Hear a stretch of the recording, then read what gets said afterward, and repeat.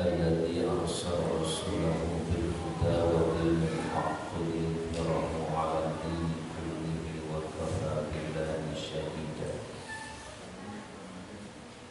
ثم الحمد لله الذي هدانا لهذا وما كنا لنهتدي لولا أن هدانا الله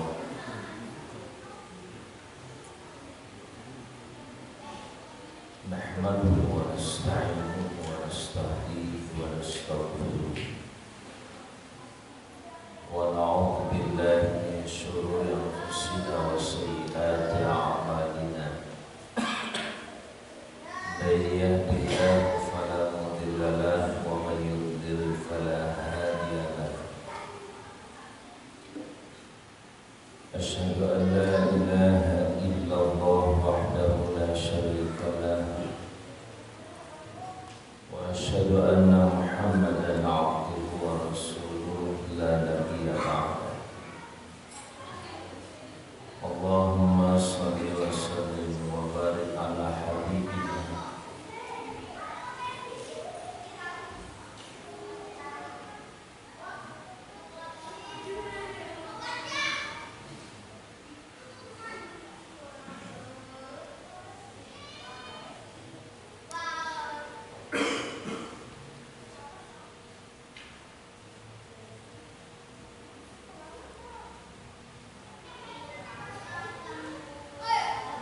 اللهم صل وسلم وبارك على حبيبنا وشفيعنا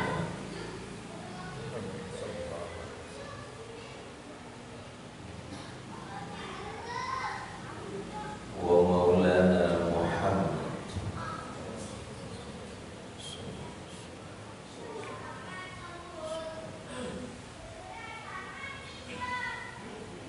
محمد القدوة الحسنة وعلى آله وصحبه ومن والاه وبعد قال الله عز وجل أعوذ بالله من الشيطان الرجيم شهر رمضان الذي أنزل فيه القرآن هدى للناس وبينات من الهدى والفرقان فمن شهد منكم الشهر فليصم ومن كان مريضا أو على سفر فعدة من أيام أخرى يريد الله بكم اليسر ولا يريد بكم العسر ولتكملوا العدة ولتكبروا الله على ما هداكم ولعلكم تشكرون صدق الله العظيم عباد الله أوصي نفسي وإياكم بتقوى الله فقد فاز المتقون hamba-hamba Allah jamaah Masjid Al-Marjan hafidhakumullah wa rahimakumullah jami'an. Jamaah Masjid Al-Marjan semoga senantiasa dirahmati dan dijaga oleh Allah Subhanahu wa taala. Pakai bahasa Arab kagak pakai amin. Pakai bahasa Indonesia baru ngerti ya.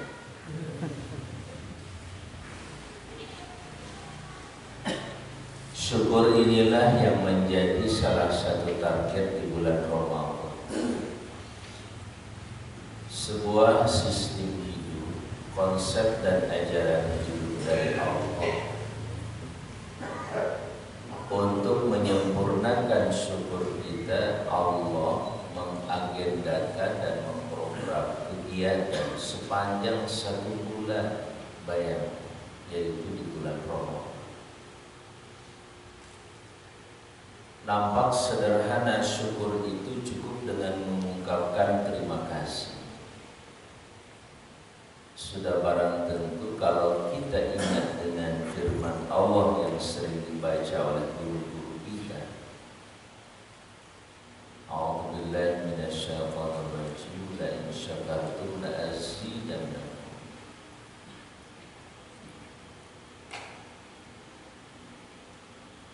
bagaimana Allah mengkorelasikan.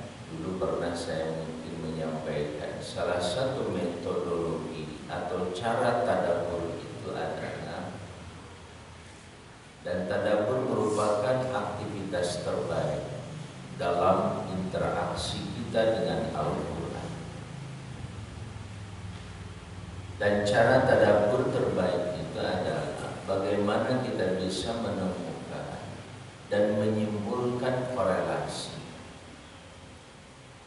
Masih ingat barangkali saya sampaikan, kalau tidak salah, korelasi inilah yang menjadi aktivitas utama kita studi, terutama mulai dari studi S1, S2 sampai S3. Intinya cuma cari dan bisa membuktikan bahwa dalam satu variabel dengan variabel yang lain itu ditemukan adanya korelasi,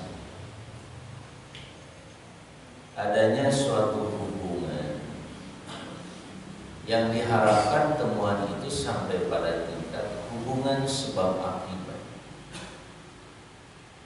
Hubungan sebab akibat itulah yang kemudian dirumuskan menjadi sebuah teori. Teori itu yang kemudian menjadi sebuah konsep dasar ilmu pengetahuan.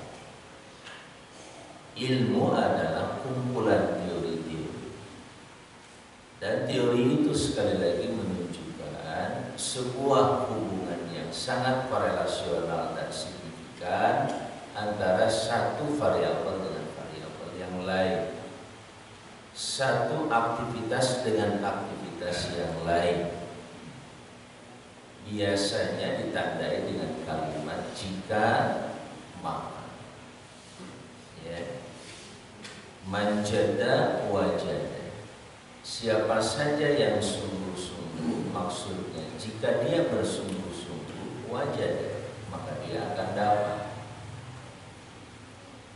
ya.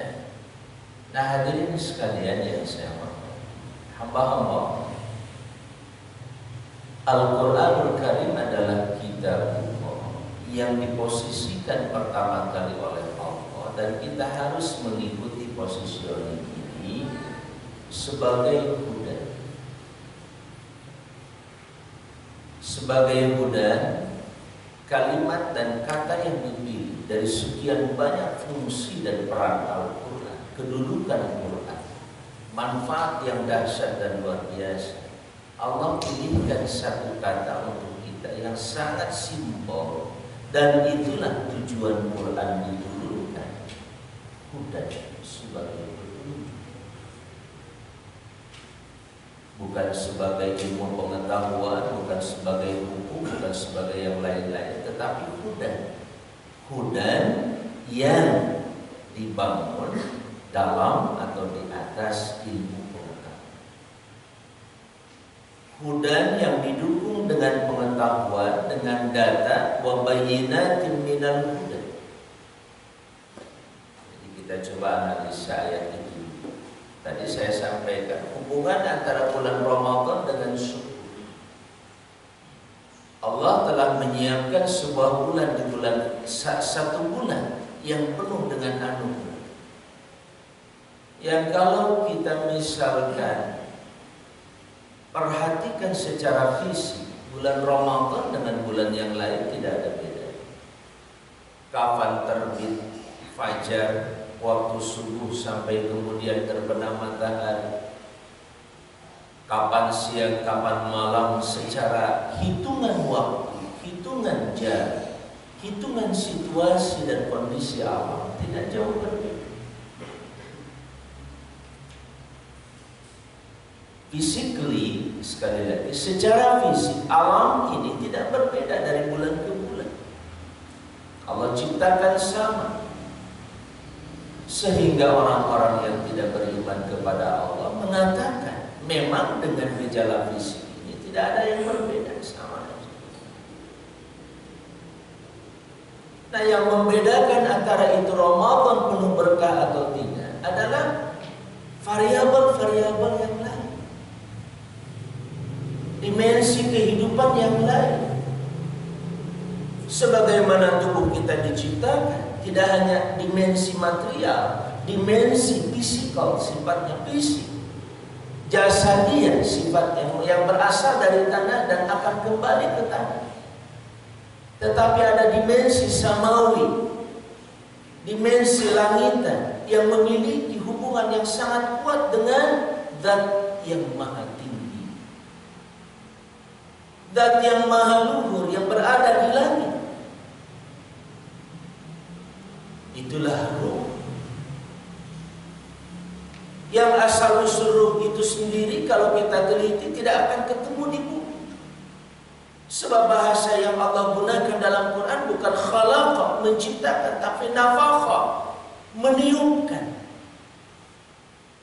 Beda tidak? Halo? Halo? Halo? Seperti ini. Saya jadi curiga. Ya? Yang tidur lewat. Ya? Gak dapat apa-apa kecuali pahala saja. Pahalanya dapat. Ya, ampunan insya Allah dapat. Ilmu pokok malu. Hudan nih, hudan petunjuk. Jadi subhanallah, kalau kita mentadabburkan Al-Quran, renungkan kata demi kata dulu. Sebab kata itu menunjukkan konsep, menunjukkan satu gambar. Masjid, satu kata. Kalau masjid itu satu kata, tapi menunjukkan apa? Ya, menunjukkan sebuah gambaran bangunan dengan fungsi yang berbeda dengan kata rumah. Rumah satu kata atau dua kata? Rumah, masjid, lapangan, satu kata. Suami, istri, anak, beda-beda kan? Satu kata. Kalimat adalah kumpulan kata-kata. Al-Quranul Karim adalah kumpulan kata-kata, kumpulan-kumpulan konsep-konsep yang ada dalam hidup. Allah mengenalkan pertama kali dengan Bismillahirrahmanirrahim konsep tentang zat terbesar dan paling menentukan dalam hidup ialah Allah.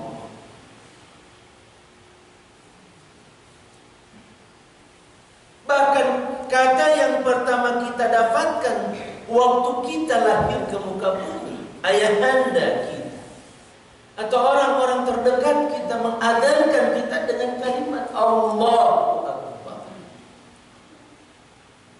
Yang pertama kali membentuk konsep dalam pikiran kita adalah konsep Tuhan. Jangan salah. Dari situlah masdarul hayat. Dari situlah adanya manba, sumber mata air kehidupan sekaligus sumber kehidupan. Ada tidaknya hidup adalah Dia. Maka dalam surat Al-Mulk, kerajaan terbesar itu adalah kerajaan yang punya kemampuan menciptakan kehidupan dan kematian. Bukan sekadar menguasai apa yang terjadi di sekitarnya, menguasai bumi, tanah, atau masyarakat yang ada. Kerajaan terbesar itu diawali dengan Alladzi khalaqal mauta wal hayata liyabluwakum ayyukum ahsanu amala. Sumber kehidupan adalah Dia, Allah Al-Hayy, Maha Hidup, Al-Muhyi, yang menghidupkan.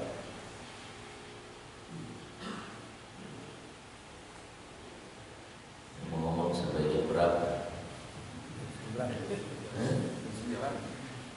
Jelas saya ditunggu jam 8:30. Ya, sekarang jam 6:20. Betul ya? Cocokkan dulu jam. Beda-beda lagi. Nah, hadirin sekalian yang berbahagia, untuk bisa berbicara dan memahami tentang Allah, zat yang maha ghaib, potensi terbesar dalam diri kita telah diciptakan oleh Allah. Bukan otak, bukan hati semata, tapi satu yang disebut dengan iman.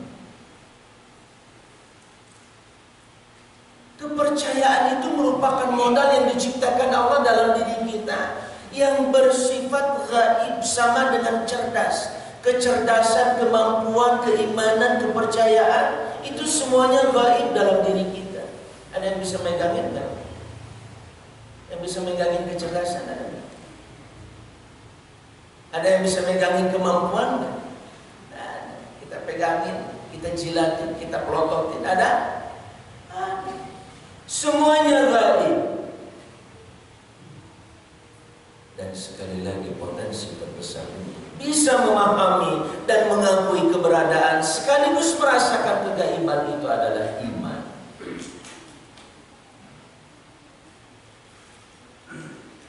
Pernah ketemu malaikat tuh? Bu, pernah ketemu enggak? Itu di samping itu kiri kanan ada rokib batin.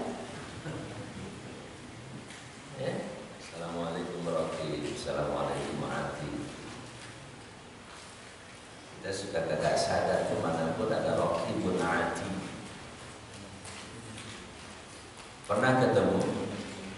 Pernah ngelihat? Pernah kita sentuh? Mana? Kib, sini nampak. Rokibun ati mana? Gak kesentuh. Hanya bisa kita akui dan yakini serta kita rasakan dengan iman.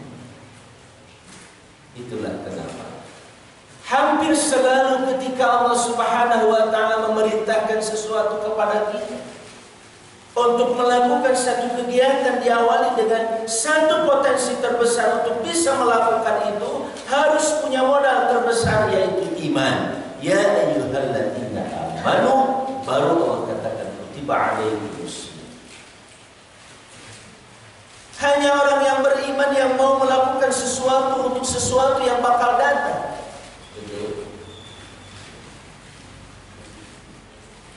Dan potensi iman ini sangat diperlukan oleh manusia, bukan hanya untuk ibadah. Seluruh transaksi hidup kita, seluruh kerja kita untuk satu detik yang akan datang, itu dasarnya karena iman. Karena kepercayaan. Itulah kenapa ketika Allah Subhanahu wa ta'ala menawarkan sebuah sistem jual beli kepada kita yang disebut dengan tijarah, trading dengan Allah, Allah katakan ya ayyuhalladzina amanu hal adullukum ala tijaratin tunjikum min adzabin alim. Diulang kembali, tu'minuna billahi wa rasul, baru wa tujahiduna fi sabilillahi bi amwalikum wa anfusikum. Kemudian Allah janjikan dzalikum khairul lakum in kuntum ta'lamun. Yaghfir lakum dzunubakum wa yudkhilukum jannatin tajri min tahtiha al-anhar wa masakin thayyibatan fi jannati 'adn. Itu riba, itu keuntungannya, itu benefitnya. Kalian pasti suka. Kalau kita berdagang, berbisnis, berjual beli, ujung-ujungnya kita pengen bikin apa? Pengen bikin rumah. Betul tidak? Yang sudah punya rumah juga kadang-kadang kalau bisnisnya maju mau bikin apa lagi ya? Udah beli rumah lagi aja. Iya. Kau tahu sih? Iyalah Allah yang menciptakan kita. Allah yang tahu persis tentang watak karakter kita, kecenderungan kita. Allah. Makanya kata yang pertama diajarkan Rasulullah kepada kita adalah Allah. Ayat pertama kali yang kita baca pun adalah Bismillah, dengan nama Allah. Membangun sebuah komitmen kepada Dia yang mampu melakukan apa saja, fa'alun lima yurid.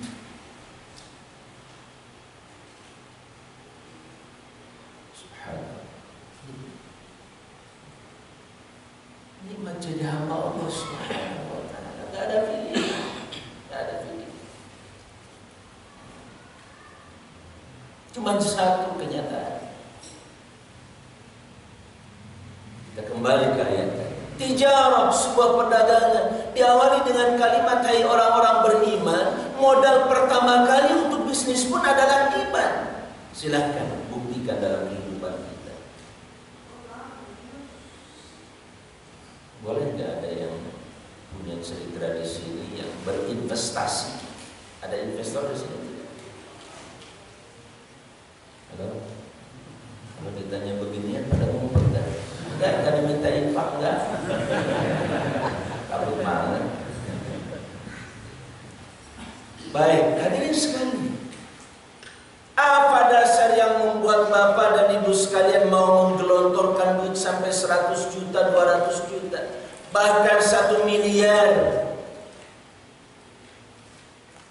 Dengan cara yang macam-macam, ujung-ujungnya pengen untung segitu aja. Yang pertama aman dulu, baru untung, betul tidak? Duit saya kira-kira hilang atau tidak? Saya rugi atau tidak, itu dulu, baru kita bicara untung. Dan keuntungan pertama kali tentu saja kalau duit saya tidak akan hilang, duit saya tidak akan menyusut dan berkurang. Pertanyaan saya, 1 menit kemudian itu masa datang atau masa yang sudah berlalu? Kalau bicara masa datang itu sesuatu yang gaib atau yang sudah nyata? Gaib.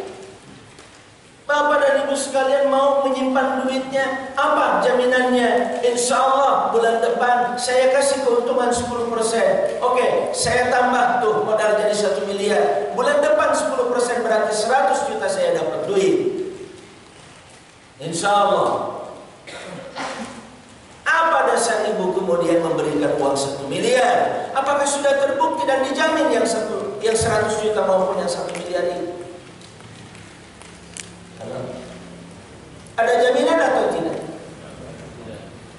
Ada sebuah kepastian atau tidak? Tidak ada kepastian, tidak ada jaminan. Yang ada adalah sebuah kepercayaan, selesai itu saja.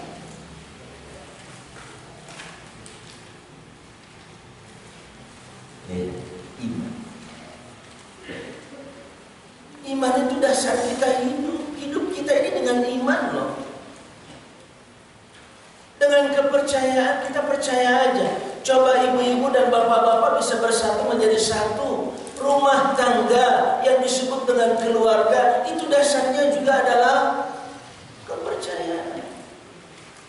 Bu, Ibu yakin memang suami kagak ngapa-ngapain di luar?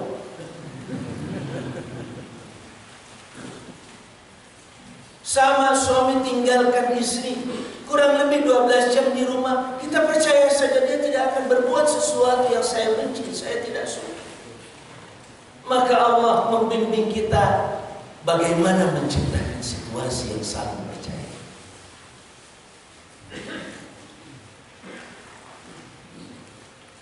Mulai dengan jujurlah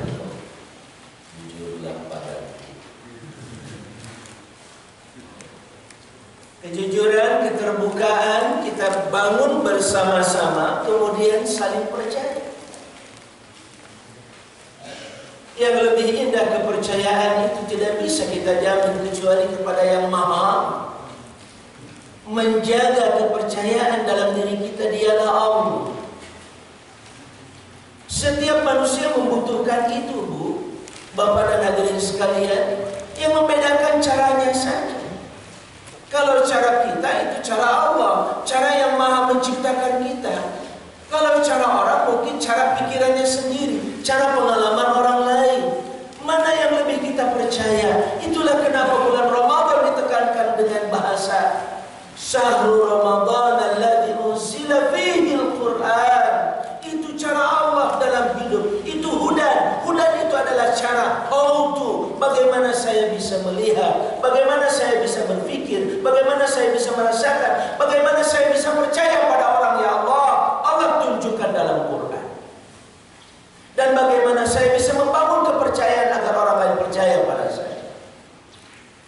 Lihat pernikahan ibu dan bapak dahulu. Dahulu atau sekarang? Ya, bapak-bapak jangan gede. Nah, hadirin sekalian, kita dahulu bayar. Datang kepada calon mertua, Pak, saya mau melamar. Melamar apa? Melamar putri Bapak. Siapa anak berani-berani? Yang dilihat oleh bapaknya, bapak istri kita itu apa dari dia? Dia kaya, apakah bisa menjamin dengan kekayaannya bahwa dia akan hidup bersama terus? Disinilah Allah membimbing lewat Rasul. Tunkahul mar'atu li arba'. Memang wanita bisa dinikahi karena 4 alasan.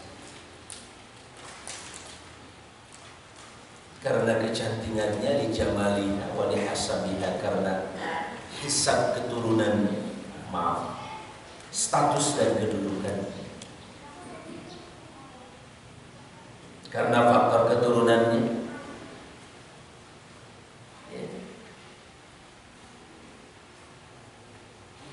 Di luar itu Allah melalui Rasul menegaskan, fadfar bidzati din, ambil yang punya agama. Taribat yadaka, kalau tidak kedua tanganmu itu akan lumpuh alias hancur. Bagaimana tidak hancur? Kaya si kaya, kedudukan makin naik, jabatan makin hebat. Tapi kalau mati dalam keadaan kekufuran dan kemaksiatan, na'udzubillah min dzalik, itu kehancuran yang paling fatal dalam hidup.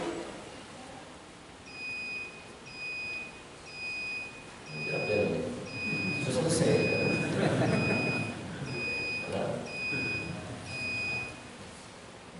Ini waktu mau sholat isra, masih punya wudhu.